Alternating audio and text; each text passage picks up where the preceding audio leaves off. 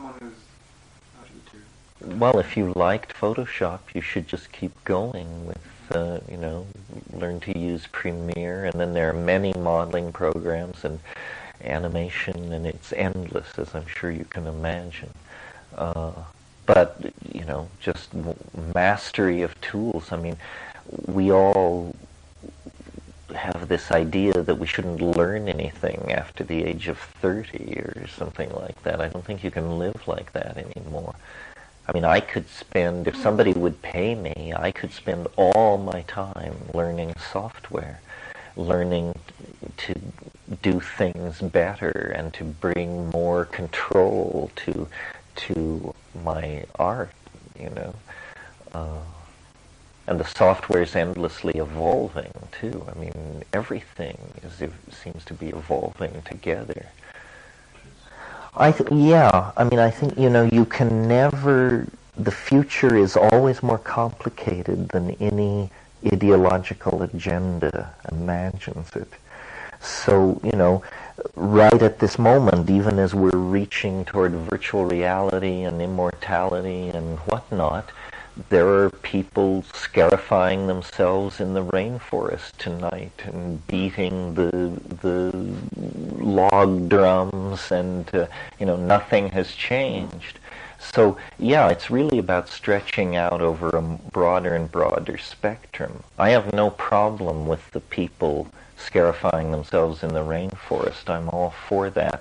What I don't like is the bulge in the middle of the snake, where millions and millions of people are narcoticizing themselves on mall culture and television.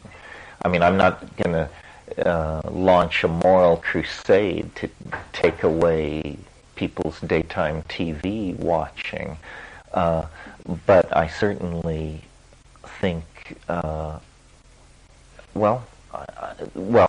that the basic thing is to build the tools, and then the smart people will use those tools to push the edge of novelty forward. And who are the smart people? Okay, so it is the edge. Well, it's not. It always has been. But it's. Kings and all that. Well, no, it's not an elite of class or an elite of money, although both of those things play into it.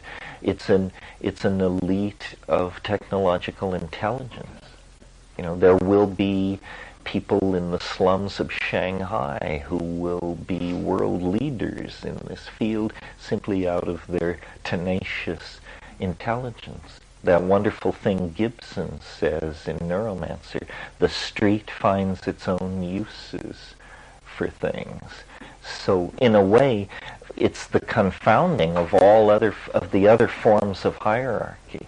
In other words, class-based institutions, money-based institutions, race-based institutions are all having a very difficult time keeping up with what's going on. It seems it's more like a kind of anarchistic or chaotic situation where very creative individuals can move very fast. Cyberspace is a land of opportunity. We see example after example of this.